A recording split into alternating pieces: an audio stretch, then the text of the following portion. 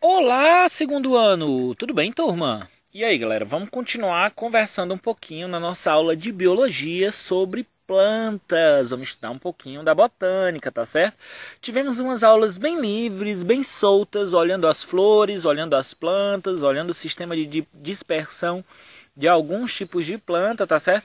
Hoje eu gostaria de discutir com vocês aqui sobre raízes, tá certo? Vamos conversar sobre raízes, sobre caules, sobre folhas, sobre verduras e legumes. Que diabo é verdura e legume, professor? Vou falar para vocês, tá certo, pessoal? Porque na botânica esse é um termo meio controverso, porque muitas coisas totalmente diferentes se encaixam nesse termo verdura e legume, tá?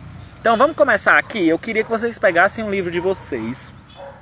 Por gentileza, é um livro muito bom, muito legal. Adoro poder trabalhar com esse livro, tá certo? E aí vamos aqui dar uma olhada aqui, ó. Tipos de raiz, página 358, tá? Olha aí, ele diz que as raízes constituem um sistema radicular, né? Eu estou tentando fazer um resumo aqui para vocês, tá?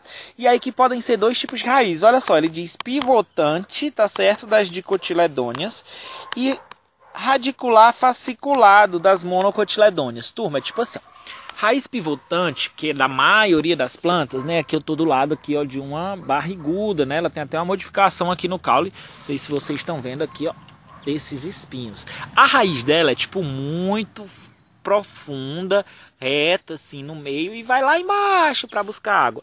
Já ela é um dicotiledôneo. Já as monocotiledôneas, tem até um capim aqui do lado, deixa eu ver se ele sai com raiz. Eu vou tirar, saiu. Olha só aqui como é que são, ó. São tipo umas cabeleiras, não tem, ó, aqui é de um monocotiledôneo. Deixa eu ver se tem um dicotiledôneo aqui do lado para mim tirar com raiz e tudo. Para vocês verem aqui a raiz. Deixa eu tentar aqui, tô puxando aqui as plantas que tem perto de mim para ver que se sai. Ó, a raiz dessa aqui já é radicular, ó, que ela é dicotiledôneo. Só que olha aqui, ó, o que acontece? Ela estava crescendo de lado, ó. Tá certo, ó? A raiz estava crescendo meio que de lado. Vamos ver se eu tiro aqui outra dicotiledôneo e outra monocotiledôneo. Vocês lembram desses termos, dicotiledôneo e monocotiledôneo? Que tem relação lá com a sementinha, não é? Com o formato das folhas, né? As monocotiledôneas sempre vão ter essas folhas assim, ó, com as fibras em paralelos, tá? Que são os capins, as palmeiras, o bambu, tá certo? O nosso milho, que é um tipo de capim também, ó. Esse daqui é um mono, ó. Olha aí, em formato de cabeleira, né? E aí, se eu vou procurar aqui um dicotiledôneo, ela já vai ter... Olha aí, ó, a pivotante, né? Ó, aqui, ó, tinha uma raiz maior que descia aqui e formava a raiz, ó, pivotante, tá? Então, o monocotiledôneo é tipo uma cabeleirazinha assim, tá certo? O dicotiledôneo já é pivotante. E aí, dessas dicotiledôneos, essas raízes, elas podem se diferenciar. No livro de vocês, traz aqui alguns exemplos muito legais. Olha aí, a gente já pode dar uma olhada. As raízes de muitas plantas, as raízes escoras ou raízes suporte, aqui eles mostram o pândanos, essa planta aqui, muito utilizada no paisagismo, muito legal. Aqui, ó, vou mostrar aqui para vocês. No livro de vocês, o pândanos, né? E esse pândanos aí, ele tem uma raiz diferente, uma raiz escora, não é?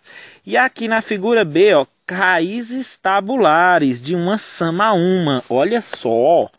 Turma, essa árvore, ela é exatamente da mesma família dessa árvore. Tá certo? A samaúma é o tipo da representante dessa árvore de espinho aqui que eu mostrei para vocês lá da Amazônia, tá? Essa nossa aqui, a barriguda, é a nossa versão dessa planta. E aí ele fala também que existem raízes respiratórias ou pneumatóforos. Olha só, de quem é que são essas raízes aqui? Vocês arriscam? Quem é o dono dessas raízes aqui? São os manguezais, tá bom, turma? Nos mangues, as raízes, elas necessitam sair da lama, da água e ficar com as pontinhas assim para fora, para as plantas poderem respirar, porque tem a questão das marés, né? Então vai ajudar ali na troca de gases que as raízes precisam, tá certo? E aí nós temos também raízes aéreas, tá? Que são raízes que ficam penduradas de algumas plantas. Eu não tô vendo aqui no livro de vocês, aéreas. Aqui ele diz de orquídea. Da orquídea, a raiz, ele está chamando de aérea, turma. Ó, crescem expostas ao ar, representa um revestimento chamado de velame. Eu não vou discutir com ele não, tá certo? Mas eu acredito que raiz aérea também é de orquídea e de outros tipos de plantas, mas que fica pendurada. A da orquídea, que como ele mesmo mostra, ela fica presa ao tronco da árvore, né? E algumas orquídeas ficam no solo, então a orquídea também fica no chão. Então não obrigatoriamente todas as orquídeas têm o mesmo tipo, né? Elas apresentam tipos diferentes, algumas ficam penduradas, como das vandas, algumas ficam no tronco das árvores, como alguns epidendros, mas também podem ficar penduradas, e algumas outras, como os cistopódiums, que é uma orquídea do chão, vai ficar no solo, tá? Desculpa esses nomes, turma, esses nomes esquisitos. Olha só, olha aqui, tem plantas parasitas, como o cipó chumbo, olha só que legal, olha só. E hemiparasitas, como a erva de passarinho. Aula passada eu mostrei a erva de passarinho para vocês, não foi? A erva de passarinho e o cipó chumbo são um tipo de raízes muito interessantes. Eles, tipo, enfiam a raiz deles na árvore e vão sugar os nutrientes não da terra, mas sim a água e os sais minerais eles vão retirar da planta, tá certo? E aí vão absorver outros nutrientes também, até orgânicos. Olha só aqui, vamos ver o que é que o livro de vocês... Ó, plantas parasitas como o cipó chumbo e hemiparasitas como a erva de passarinho apresentam raízes sugadoras denominadas de austórios, adaptadas à extração de alimento produzido por plantas hospedeiras. Por exemplo, parasitismos em plantas é o de certas figueiras de árvores.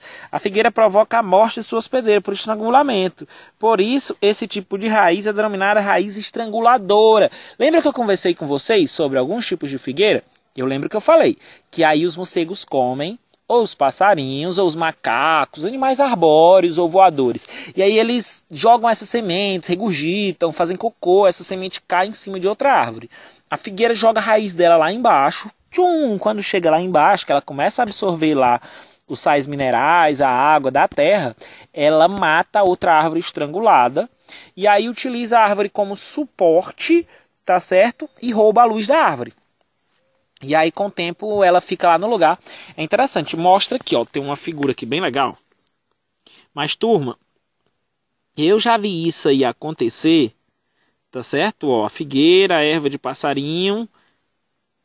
E aqui o famoso cipó chumbo. O livro de vocês é massa.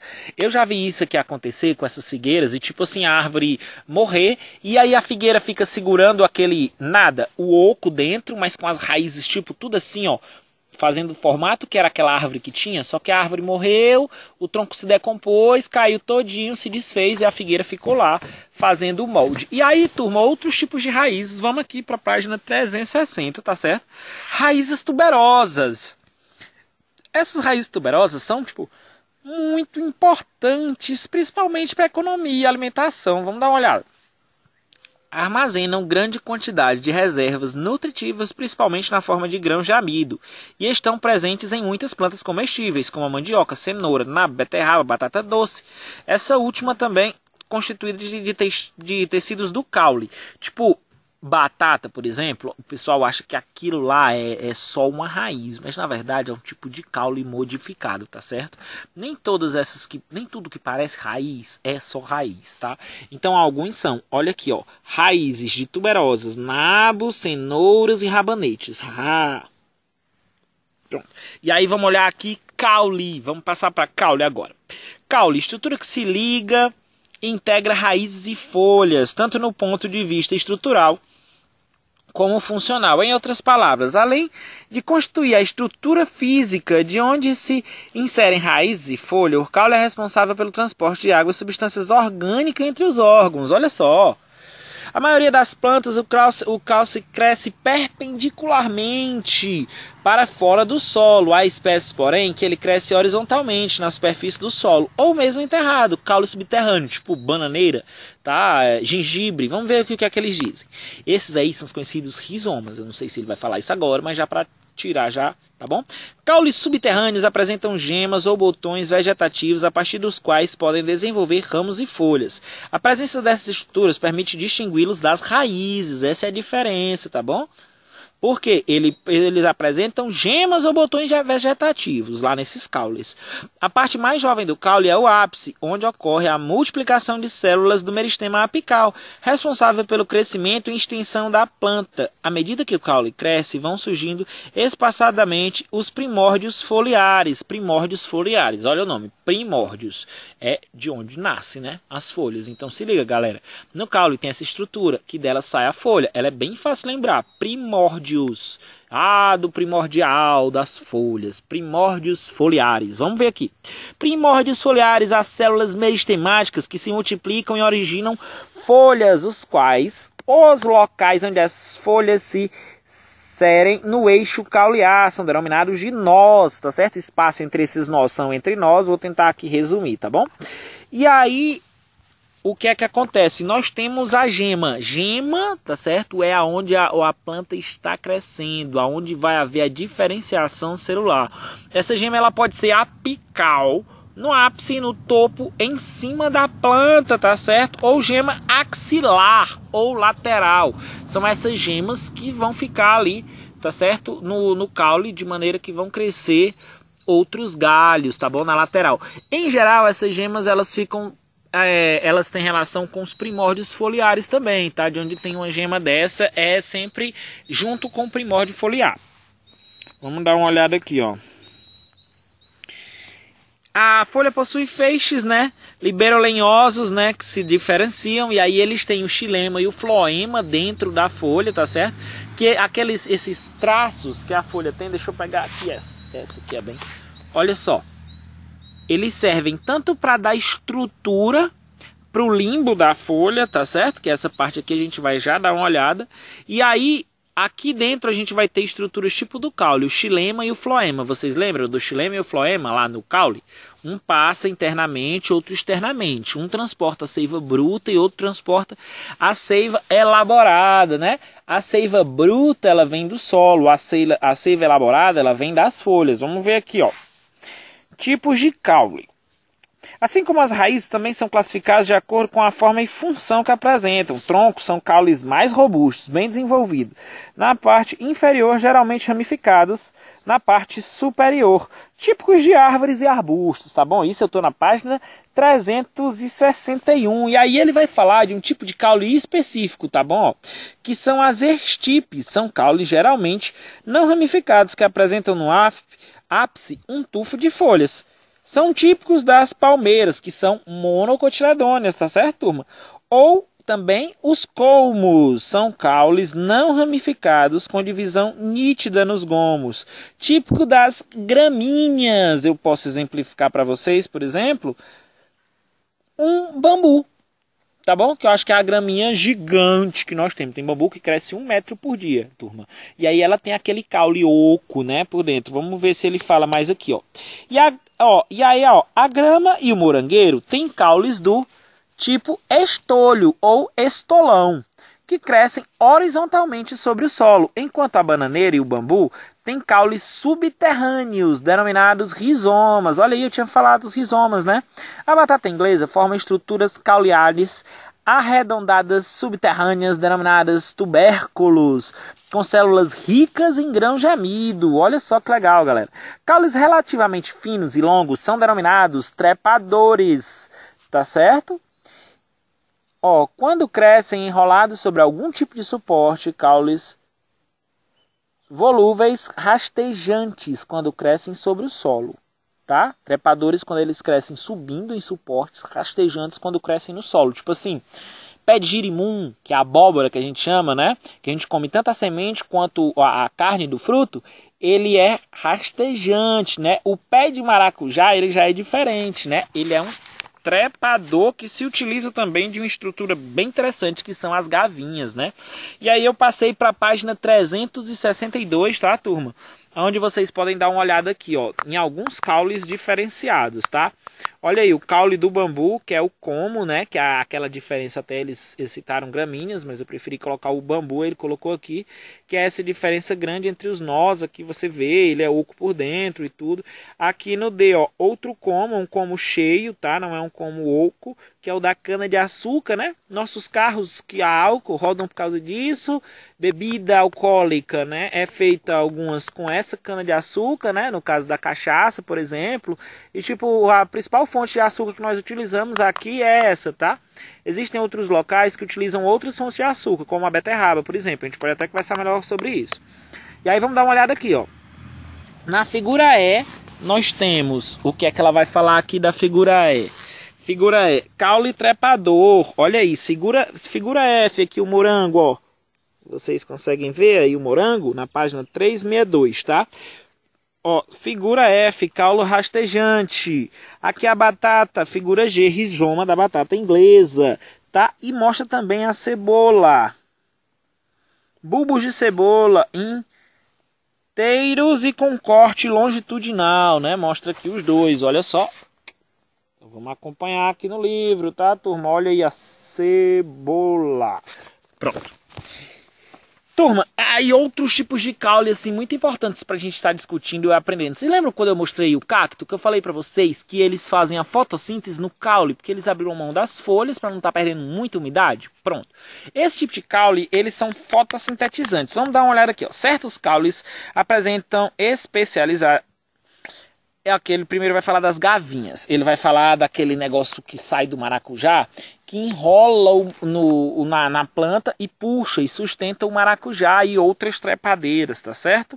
Como o chuchu e tudo. Outros, como por exemplo, eu tô aqui do lado de um pé de tangerina. Ó, esse pé de tangerina, ele tem um espinho. Esse espinho do pé de tangerina, ele é uma modificação do caule, tá certo? Para proteger aqui, ó, a barriguda. Vamos ver aqui em cima da barriguda. Eita! Dá medo, hein? Esse espinhozão aí é para evitar que o filhote de barriguda seja predado. A árvore, quando é novinha, essa árvore é até interessante que ela tá bem grande. Esses espinhos se tornam tipo bem distantes e não ficam mais tão afiados assim, ficam menos agressivos. E aqui mostra o cacto também, né, com espinhos e tudo. E aí vamos ver aqui, ó. Alguns espinhos, eles são originários do caule, tá? Como esse aqui que eu mostrei para vocês, esses aqui, ó. Outro tipo de caule é o cladônio. Ó, adaptado à realização da fotossíntese, que é no caso dos cactos lá, como eu falei para vocês, tá certo? Que eles abriram mão das folhas para não perderem tanta água assim, ó. Tá bom? No caso das cactáceas, ó, perderam as folhas no curso da evolução, o livro de vocês conta, ó. Como resultado da adaptação a regiões de clima seco. Pronto, a gente já tinha conversado sobre isso, não é? E aí, ó, crescimento do caule e da raiz, ó. A maioria dos monocotiledôneos tem e eucotiledôneas herbáceas têm um crescimento chamado crescimento primário. Deixa eu explicar como é isso aí, tá, turma? Eles crescem, por exemplo, um coqueiro. Vamos pensar num coqueiro, talvez todo mundo lembre aí da figura do coqueiro.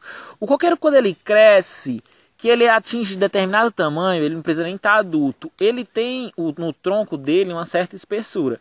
Ele já cresceu o suficiente até ali, pronto, ele não continua enlarguecendo, tá bom? Esse é o crescimento primário, ele é muito utilizado nas eucotiledôneas, nas monocotiledôneas, tá?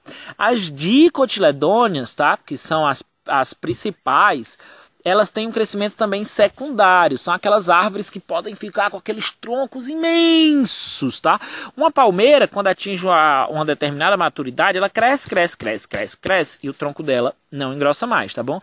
É isso que os cientistas tentam diferenciar entre crescimento primário e secundário. Vamos dar uma olhada aqui nas folhas, tá? A estrutura das folhas. Ele fala aqui do limbo, né? Que é essa parte aqui, ó. A folha é como se fosse uma placa solar, por isso que ela é bem verdinha, tá bom? Ela é rica em células, ricas em cloroplastos, ó. E aí ela faz aqui a fotossíntese, tá certo? São painéis solares das plantas. Olha só que legal a tecnologia das plantas, né? Vamos ver aqui o que ele fala das folhas na página 365. Ó, as folhas desenvolvem-se a partir dos primórdios foliares. Lembram lá que eu falei aquela estrutura do caule lá? Primórdios foliares. Eu vou tentar aqui resumir o limbo, essa parte de cima da folha. Pecíolo, isso aqui, tá certo? Das folhas. Deixa eu pegar aqui a monocotiledônia que eu arranquei. E aí, ó, algumas folhas, ó, essa daqui, ó, tipo, não tem aquele pauzinho lá que segura ela, ó, tem essa estrutura aqui. Tá vendo, ó? Que aí fica ao redor aqui desse caulezinho. O nome dessa estrutura, que se encaixa perfeitamente nesse caule e sai a folha, se chama bainha. É bem sugestivo, né? Tá aqui, ó. Pecíolo, bainha, tá certo? Ó, na base do pecíolo há um par de projeções filamentosas, laminares, chamado estípulas. São algumas plantinhas, tem tipo um tracinho assim, um fiozinho que sai delas aqui, como você pode ver. Nessa daqui que é um pé de hibisco, uma papoula, não é? Então, ó, nós vimos aqui as células que parênquima clorofiliano, é como eles chamam, né? As células que preenchido por um tecido parênquico denominado mesófilo, cujas células são ricas em cloroplastos. Olha só, por isso o tecido também é chamado de parênquima clorofiliano. Muito bem. Em algumas folhas, turma, também existe uma estrutura que evita que elas percam água, tá certo? Que é, por exemplo, nós temos nas carnaubeiras a cera. É uma estrutura, tá certo? Tipo uma espécie de gordura que evita que a planta perca água, tá certo? Vai servir ali como um impermeabilizante para ela estar perdendo água. Turma, completou o tempo aqui da nossa aula. A gente vai concluir sobre folhas, vamos discutir um pouquinho sobre aqui as tarefas que a gente tem no livro. Eu já gostaria de deixar com vocês aqui as tarefas do livro, tá? Eu vou colocar na agenda, mas aqui finalizando, eu quero que vocês façam aqui da página 372 a página 374, tá? Porque faltou a gente discutir só sobre o final das folhas, tá bom? Que a gente já pode ver aqui, que são as folhas compostas e as folhas simples, está na página 367, as folhas modificadas, como as brácteas, né? Que eu já mostrei outras vezes para vocês, que são, por exemplo, essas estruturas aqui, ó, da inflorescência, e vocês vão ver aqui no livro de vocês também, ó, da planta carnívora, da bico de papagaio, que são plantas modificadas, que têm uma estrutura foliar com outra função, além de estar realizando a fotossíntese e tendo a troca de gases, né? Que é feita por uma estrutura que tem chamada estômatos, tá certo? Que estão localizados na sua maioria na parte de baixo das folhinhas, aqui, ó. E aí ela vai poder fazer a troca de gases, liberar o excesso, às vezes, até de água que a planta tem. Tem planta que libera tanta água por esses estômatos que ele fala da árvore que chora. É uma planta famosa que tem na Venezuela, que praticamente sempre está chovendo fininho embaixo dela, que ela está sempre transpirando água, tá? Turma, eu tô aí para tirar a dúvida de vocês no chat e a gente continua amanhã, tá bom? Na aula de quinta-feira, falando sobre as plantas. Um abraço!